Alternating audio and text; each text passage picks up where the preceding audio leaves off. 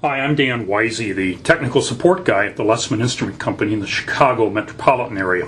If you're watching this, you're probably in that group of people who have a process that isn't well tuned.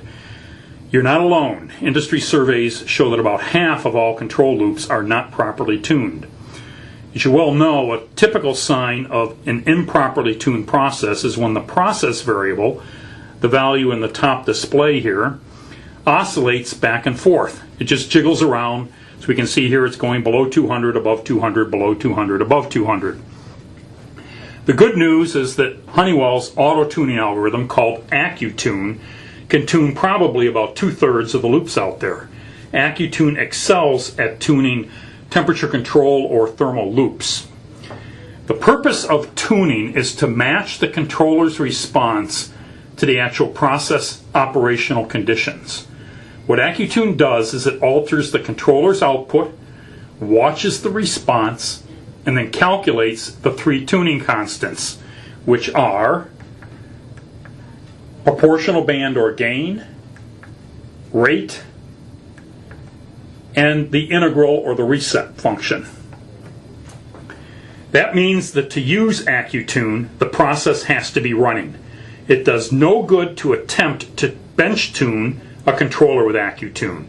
Be my guest and try it, but I guarantee you'll be disappointed because your bench top conditions do not mimic your process conditions.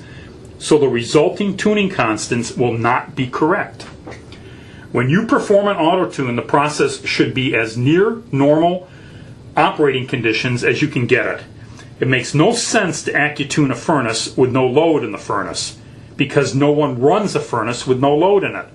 No load conditions are not the same as load conditions. So when you do an Accutune, do it under normal operating conditions.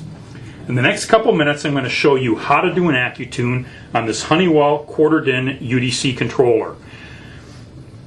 Navigating through the menu and the keyboard on this UDC 2500 is the same or very similar to the UDC 3200, the UDC 3500, and the TrueLine circular chart recorder. Before we start an auto-tune, let's quickly go through how to read a UDC controller. The value on the top display up there is the process variable. It's what you're measuring with a sensor or a transmitter. It could be temperature, pressure, level, humidity, or flow. It's the current value of whatever's being controlled. The value on the bottom of the display, or the lower display, is the set point. Over here there's a lower display key. The lower display key cycles through 4 or 5 parameters in turn on the lower display. That's the second set point, 400. The output, OT, which ranges from 0 to 100%. 0% is fully off, 100% is fully on. DE means deviation, and that's the difference between the set point and the process variable. A deviation of 0 is good because it means they're both the same, which is what you want out of a controller. And then finally it comes back to the original one, cycles back to the set point number 1, which is 200. Over on the side over here, the capital F means F for Fahrenheit, degrees Fahrenheit, the temperature. The capital A stands for automatic mode as opposed to manual mode. And the capital L on the lower part of the display there means that we're looking at the local set point number 1, which in this case is 200. Now we'll tackle an auto-tune. The first task is to enable Accutune so that it can run.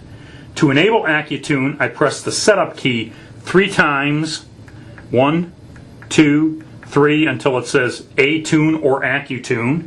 And then I press the function key twice, past fuzzy, till it says tune on the lower display. DIS means disabled. Accutune is not enabled, it's disabled. I use the upper arrow key until it says tune. That enables auto-tune. The lower display key brings the controller back to operational conditions. Now when we cycle through the lower display, we'll see the second set point, the output, the deviation, and there's an additional setting called no tune. Accutune is an on-demand function.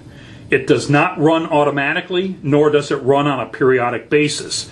Someone has to initiate the Accutune function in order to start it running. To initiate and run an Accutune, you change that setting from no tune to do slow. And you do that by using the up key until it says do slow, and you leave it there, and it will actually run the Accutune in the slow response mode. Once Accutune finishes, it'll actually come in, the process variable will come in and approach and stay at the set point if it's been tuned properly. The lower display key shows us that our set point is 200, and now after an Accutune, we now have 200 as our process variable.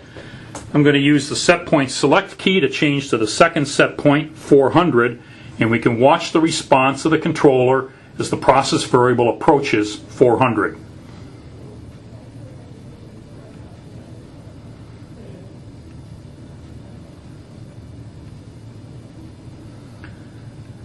The reaction of the controller is vastly different than what it was when we started. We'll go back to 200 by touching the set point select key.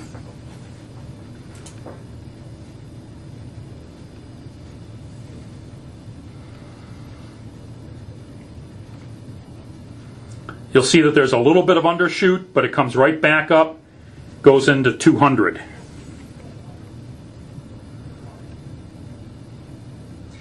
Be aware that I have special wiring here in Lessman's process laboratory to fake an Accutune, and to do so without being connected to an actual process. This setup is designed to do a rapid Accutune suitable for a short video. Do not expect your controller to do an Accutune as fast as this laboratory controller, because you'll be tuning on a real process, not on a fake process. Also, you should be aware that Accutune drives the output of the controller to 100% full on, then to 0% full off, back to 100% full on, and then to 0% full off in order to watch the response of the process. The implication of this is that your process can see or be exposed to 100% output or 0% output for some period of time. If your process or its contents can be damaged by not maintaining the tight window, then Accutune might not be the appropriate thing to use unless you can somehow simulate a dummy load. That concludes our demonstration of Accutune on a UDC 2500. Thank you for watching.